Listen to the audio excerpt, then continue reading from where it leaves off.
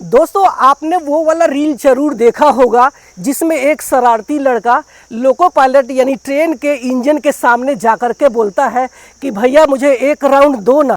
ये ट्रेन का जाएगा। हेलो हेलो, हाँ आवाज कमी है तो हेलो, हाँ ठीक है। ट्रेन का जाएगा। किधर जाना है? मेरे को तो एक राउंड चाहिए ट्रेन का नाम क्या है? ट्रेन का। कौन है? मैं ट्रेनिंग करके आया हूँ। कहाँ ट्रेनिंग किया? वो घर पे छोटे भाई का खिलौना लेके ट्रेनिंग किया था। तबीयत ठीक है ना? तबियत पूरा ठीक है अंकल, आप एक बार चलाने तो मुझे आप बोलोगे वाह वाह।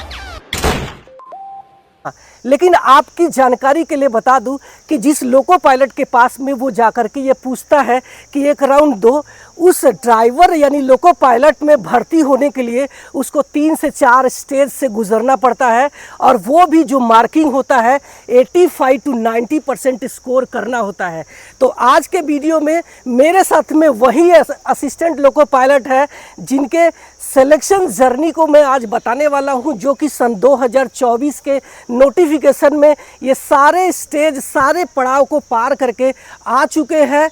तो इनकी सक्सेस जर्नी आपके साथ में मैं शेयर करने वाला हूं। तो नमस्कार दोस्तों, मेरा नाम है संतोष कुमार, मैं हूं भारतीय रेलवे में लोको पायलट और आजकल मैं महाराष्ट्र के पुणे डिवीज़न में पुणे से लोनावाला के बीच में और सक्सेसफुली ट्रेन चला रहा हूं। और आज मैं एएलपी के साथ में जो कि न्यूली सिलेक्टेड है, इनकी सक्सेस जर्नी आपके सामने मैं रखने वाला हूं। तो स्वागत है आपका। जी सर, नमस्कार। नमस्कार। तो सबसे पहले मैं ये जानना चाहता हूं कि आपका इंट्रोडक्शन हमारे जो दर्शक हैं उनको आप दे सकते हैं। सर मेरा नाम दिनेश कुमार हुआ। हाँ। और मैं एक कस्बे गांव से गोपालगंज जिले के कैथवलिया गांव से बिलोंग करता हूं। अच्छा। और मेरे पिता एक किसान है, जहां से मेरी शिक्षा दीक्षा हुई है वो अब गांव से ही हुई है। तो आपकी क्वालिफिकेशन क्या रही है वो बता सकते हैं? क्वालिफिकेशन सर मेरा 10th ITI और 12th में किया हूँ। 10th ITI किया आपने और क्या आपने 12th किया है? Yes. और 12th में? 12th में मेरा 50.4 मतलब एवरेज ही है। Average तो है। दोस्तों आप देख सकते हैं कि जो बच्चे ये सोचते हैं कि उनके कम नंबर पर सिलेक्शन नहीं होगा, आप देख सकते हैं कि इन्होंने 12th में सिर्फ और सिर्फ 50% मार्क्स से ही इन्होंने सिलेक्शन ले लिया है। तो दिनेश, मैं ये जानना चाहता हूँ कि आपने बताया कि आपने ITI किया हुआ है। Yes. तो ITI किस ट्रेड से किया था आपने? Diesel mechanic. डीजल मैकेनिक से किया था, और वो भी 1 साल वाला। Yes yes. Very good. तो ये जो आपने ITI किया, ये प्राइवेट कॉलेज था या फिर गवर्नमेंट कॉलेज था? प्राइवेट कॉलेज था। अच्छा, प्राइवेट कॉलेज था, इससे आपने ITI करके आप लग गए हैं। यस। तो आपने सन 2024 के नोटिफिकेशन में फॉर्म भरा है, तो कौन सा जोन था ये? मुंबई जोन। मुंबई जोन पहले से ही था या फिर आपने इससे पहले सर वैकेंसी 5600 थी। हाँ? तो मैं सिकंदराबाद से भरा था फॉर्म। अच्छा। सिकंदराबाद जोन से। हाँ। उसके बाद से जब वैकेंसी बढ़ गई तो मेरे को अपॉर्चुनिटी मुंबई में अच्छा लगा। हाँ। तो मैं मुंबई शिफ्ट हो गया। तो इसका मतलब पहले आपने सिकंदराबाद का फॉर्म भरा था और उसके बाद आपने मुंबई को मॉडिफाइड करके ले लिया। तो आप ये बताइए कि अगर कोई बच्चा भारतीय रेलवे में ALP बनना चाहता है तो क्या प्रोसेस है, कैसे वो बनना चाहता है? नहीं, क्वालिफिकेशन क्या उसकी रहेगी? क्वालिफिकेशन सर उसको 10th ITI होना चाहिए, डिप्लोमा होना चाहिए। यस। या बीटेक किया होना चाहिए। अच्छा। वो रिलेवेंट कुछ ट्रेडें हैं। हाँ। उसमें होना मतलब चाहिए। प्लेन एजुकेशन में नहीं होगा, उसको कुछ न कुछ टेक्निकल क्वालिफिकेशन चाहिए। ठीक है। और उसके बाद जब ये फॉर्म भर देगा तो कौन कौन से एग्जाम होते हैं? एग्जाम CBT 1 होते हैं। हाँ। फिर उसके बाद CBT 2 होते हैं। CBT 2 में 2 पेपर होते हैं। हाँ। एक ट्रेड का होता है, एक पार्टी का होता है। हाँ। तो जिसका ट्रेड रहता है वो ट्रेड का भी तैयारी करेंगे और पार्टी का भी तैयारी करेंगे। उसके बाद से ये क्वालिफाई होने के बाद से फिर साइको के लिए बुलाया जाता है। और साइको देने के बाद से सर मेडिकल के लिए बुलाए जाएंगे, DB के लिए बुलाए जाएंगे। DB मेडिकल होने के बाद से फिर वो आपको ज्वाइनिंग लेटर देंगे। तो मैं यहाँ पे आपसे ये जानना चाहता हूँ दिनेश कि जो CBT 1 था उसमें कौन कौन से सब्जेक्ट से सवाल पूछे गए और ये कितने नंबर का सवाल था? सर 75 क्वेश्चन थे। हाँ। जिसमें आपका मैथ था, रीजनिंग था और साइंस थे। जीके में थोड़े पर्सन कवर करते हैं, मैक्सिमम करंट अफेयर रहता है। ठीक। तो मैं ये जानना चाहता हूँ कि आपने CBT 1 में कितना स्कोर किया था? 75 में मेरा 53.66 था। आपने 53 मार्क लिया था। मैं ये जानना चाहता हूँ कि आपने CBT 1 के लिए कैसे तैयारी किया था? क्या आपने किताबें पढ़ा था या फिर आप ऑनलाइन तैयारी किए थे? सर ऑनलाइन तैयारी करते थे और ज़्यादातर यूट्यूब से तैयारी किए थे। हाँ। और मैथ रीजनिंग मेरा सेल्फ अपना किया हुआ था। अच्छा।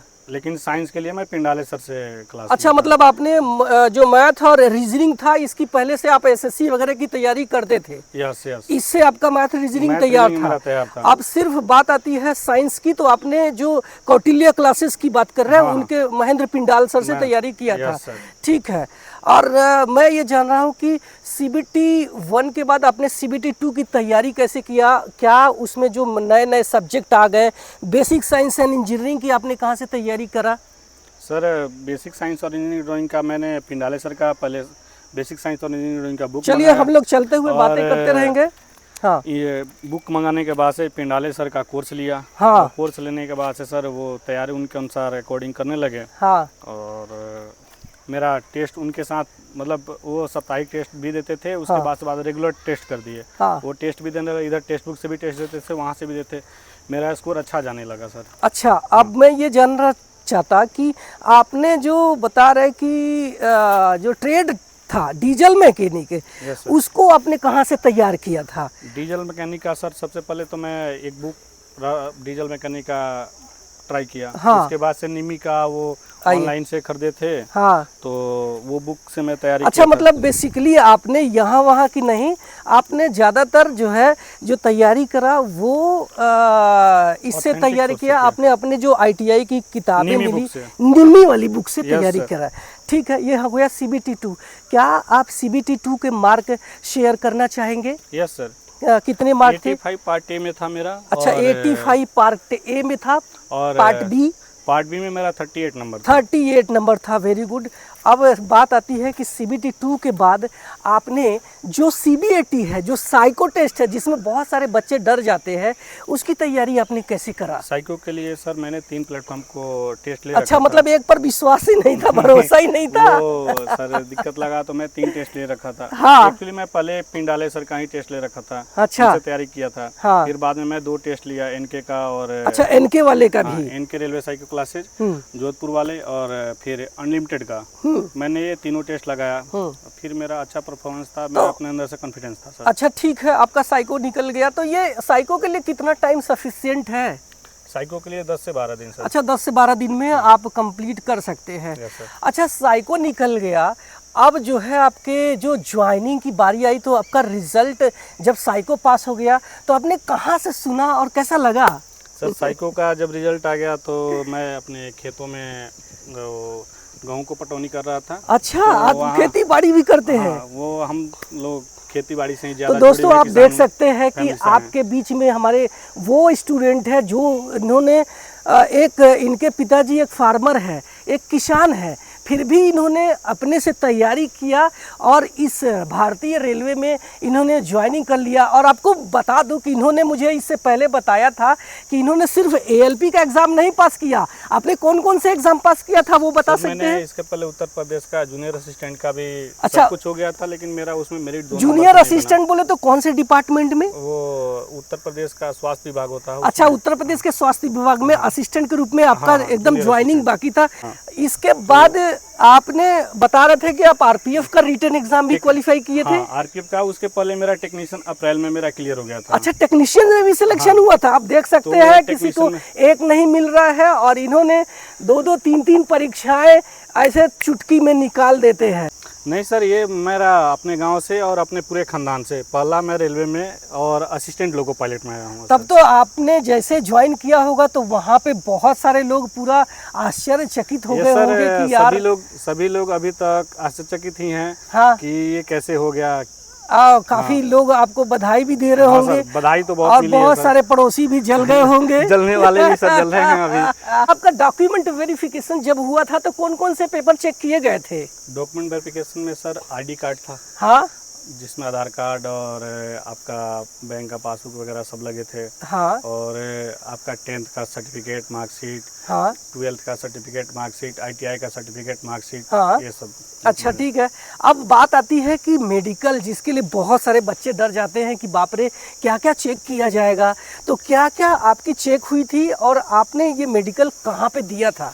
ये मेडिकल मेरा भुसावल में हुआ था। अच्छा, हाँ, भुसावल रेलवे मेडिकल हॉस्पिटल में रेलवे हॉस्पिटल में हुआ था भुसावल में। Yes, yes. क्या क्या चेक किया गया था तो एक्चुअली? फर्स्ट टाइम में वहाँ पे जाने के बाद से, रिपोर्ट करने के बाद से, वो सुबह सुबह शुगर और बीपी चेक कर लेते हैं। हाँ शुगर बीपी चेक करने के बाद से वो आई टेस्ट के लिए बुलाते हैं। हाँ। जो आपका I6/6 चेक करते हैं। हाँ और कलर विजन चेक करते हैं। हाँ। कलर विजन चेक करने के बाद से वो फंडस टेस्ट करते हैं। हाँ और फंडस टेस्ट करने के बाद से फिजिकली भी कुछ चेक कर लेते हैं। हाँ। आपका फिजिकली फिट है कि नहीं। एक्सरे वगैरह हुआ था क्या? एक्सरे हुआ, चेस्ट एक्सरे आपका हुआ, ECG हुआ? हाँ। लोग पूछते हैं कान का टेस्ट कैसे होता है, क्या आपका कान का टेस्ट नहीं हुआ सर, था? कान का टेस्ट कान नहीं का हुआ था। टेस्ट नहीं हुआ था। हाइड्रोसील का टेस्ट हुआ था? हाँ सर, हाइड्रोसील का हाइड्रोसील का टेस्ट हुआ था। इसका मतलब आपका हाइड्रोसील चेक किया जाएगा आपके अंडरवियर उतार करके। और ये मैं सबको बताता हूँ, तो ध्यान रखना, अगर आपको हाइड्रोसील है तो इसका आप DV यानी मेडिकल में जाने से पहले आपको ऑपरेशंस करवा कर लेना पड़ेगा। Yes, yes, yes. अच्छा, इसके बाद जब आपका मेडिकल हो गया तो आपकी ज्वाइनिंग हो गई है, यस। ठीक है। आपको कहाँ पे मिला है, कौन सी लॉबी मिला है? लॉबी तो अभी सर हमको पुणे डिवीजन मिला है। यस। और पुणे डिवीजन का ही लॉबी मिला। तो दोस्तों आप देख सकते हैं कि इनको जो लॉबी मिला है, कि पुणे लॉबी मिली है। अब ये मेरे साथ में ही ट्रेन चलाने वाले हैं। तो दिनेश, आप ये बताइए कि आपने जिसका मतलब वीडियो देखते थे उसी के साथ में आपको ट्रेन चलाने का मौका मिलेगा, तो कैसा लग रहा है? कि तो वो तो सर बहुत बड़ा सौभाग्य की बात है कि मैं अपने टीचर के साथ पहले उनको गुरु मानता था, आज उनके साथ उनके सीट में के बगल में बैठ के गाड़ी चलाऊंगा। बहुत तो ये सही। हमें बहुत अच्छा लगेगा। बहुत मतलब खुशी की बात हो रही है ना। और कोई भी प्रॉब्लम भी आएगी तो सर हमें अच्छे से सजेस्ट भी करेंगे। सजेस्ट हम गुरु करेंगे, के हाँ। साथ एक अच्छा तालमेल भी रहेगा। तो आपकी ट्रेनिंग कहाँ पे हुई थी, क्या बता सकते हैं? ट्रेनिंग सर हमारी भुसावल में हुई थी। अच्छा, भुसावल में आपकी ट्रेनिंग हुई थी। तो इस ट्रेनिंग के दौरान कौन कौन सी चीजें आपको पढ़ाया गया है, क्या आप बता सकते हैं? यस, अभी हमको AC का पढ़ाया गया और AC ट्रैफिक बोले पढ़ाया तो गया। इलेक्ट्रिक लोकोमोटिव, मतलब लोकोमोटिव पढ़ाया गया है। अच्छा। और ट्रैफिक पढ़ाया गया है। अच्छा। और आपको डीजल नहीं पढ़ाया गया डीजल है? के लिए अलग से अभी पढ़ाया जाएगा। ठीक है। जो आपका ट्रेनिंग के दौरान आपकी जो सैलरी बनी थी पहले महीने का, जिसको पगार बोलते हैं, वो कितनी बनी थी? 22,149 रुपया मेरा 20 दिन का सैलरी आया था सर। अच्छा, सिर्फ 20 दिन का? क्यों, जब आपने एक महीने ट्रेनिंग किया तो? 9 तारीख को ज्वाइन किए थे ना, फरवरी में। अच्छा ठीक है, 9 तारीख को ज्वाइन किया, इसलिए आपको 20 दिन की 20 सैलरी दिन की मिली। सैलरी बनी। दूसरी सैलरी आपकी कितनी बनी थी? वो 31,000 कुछ रुपए बने थे। 31, मतलब 31-32 हजार मिलने वाली है। तो दोस्तों आप देख सकते हैं कि आपकी जो ट्रेनिंग के दौरान जो आपकी सैलरी बनने वाली है वो लगभग 32-33 हजार बनेगी, वो भी ट्रेनिंग के दौरान। लेकिन जैसे ही आप ट्रेनिंग कंप्लीट कर लेते हैं, आप ट्रेन चलाने लगते हैं, तो आपकी जो स्टार्टिंग सैलरी है ये लगभग 50 हजार रुपये प्रति माह हो जाएगी। तो दिनेश, ये हमारा बहुत अच्छा जर्नी था जो कि आपने मुझे बताया। लेकिन मैं ये जानना चाहता हूँ कि आप मेरे चैनल को कब से फॉलो कर रहे हैं और मेरे चैनल से आपको क्या क्या बेनिफिट मिला है, क्या वो हमारे दर्शकों को बता सकते हैं? यस सर, जब से मैं रेलवे का तैयारी शुरू किया था तब से सर को फॉलो करा। और मैंने सबसे पहले यूट्यूब पे सर को देखा। यूट्यूब के बाद से मैं देखना जब शुरू किया तो सर के हमेशा मोटिवेशनल वीडियो देखने को मिलता था। हाँ। जिससे मैं अपना तैयारी को और बूस्टअप देने लगा। हाँ। और हमें इससे बहुत मदद मिल रही थी, क्योंकि कभी कभी डीमोटिवेट लोग करते हैं कि ये तैयारी करो, तुम्हारा नहीं होगा। हाँ। लेकिन मैं अंदर से जब भी सर की बात सुनता था तो हमें बहुत मोटिवेशन मिलती थी, हम भी कर सकते हैं। अच्छा। हम भी सर के साथ एक दिन जाएंगे, बैठेंगे, गाड़ी चलाएंगे। तो अच्छा, मतलब मेरी जो मोटिवेशनल वीडियो इनको काफ़ी हेल्पफुल लगी है, तो आप भी इसका फ़ायदा उठा सकते हैं। आपके नीचे एक रेड कलर का सब्सक्राइब बटन दिख रहा होगा, आप मुझे फॉलो करके मेरे साथ में जुड़ सकते हैं। मैं आपको भारतीय रेलवे में चाहे लोको पायलट हो, चाहे TTE हो, चाहे स्टेशन मास्टर हो, चाहे ट्रेन मैनेजर हो, चाहे आप किसी भी पोस्ट पर जाना चाहते हो, आपकी जर्नी में मैं हमेशा साथ में देने वाला हूं। मैं चाहता हूं लास्ट में आप जो जर्नी में तैयारी करना चाहते हैं बच्चे, उनके लिए क्या सलाह देना चाहेंगे? कुछ वर्ड्स आप अपने सामने रख सकते हैं। मेरा तो यही सलाह रहेगा कि आप कभी भी डरिए मत। और जब भी आप तैयारी के दौरान लोगों से डीमोटिवेट होते हैं, हाँ। इसके लिए आप संतोष सर को फॉलो कर सकते हैं। संतोष सर हमेशा मोटिवेट ही करते हैं, आपको कभी डीमोटिवेट फीलिंग नहीं होगी और आप अपने कंटिन्यूटी के साथ 6 से 7 घंटा पर डे तैयारी करिए, आपके रिजल्ट होना ही है और आप एक दिन एक रेलवे के हो जाएंगे आप। तो दोस्तों आपने ये देख लिया ये पूरी जर्नी कैसी रही इनकी, और उम्मीद करता हूँ कि ये वीडियो आपके लिए बहुत ही ज़्यादा हेल्पफुल लगा होगा। और हाँ, अगर आप में से भी कोई सिलेक्शन लेकर के भारतीय रेलवे ज्वाइन कर लिया है और मेरे साथ में दिनेश जैसा अपनी जर्नी शेयर करना चाहता है, तो नीचे आप मुझे दिए गए मेल पर मेल कर सकते हैं। मैं आपकी जर्नी इनके जैसा ही शेयर करूँगा। आप सबका बहुत बहुत धन्यवाद मेरे साथ में जुड़ने के लिए, और दिनेश आपका बहुत बहुत शुक्रिया जो आपने मेरे साथ में इतना टाइम दिया है। और आपकी जो जर्नी है, इस जर्नी में मैं चाहता हूं कि आप बहुत आगे जाए। Thank you so much.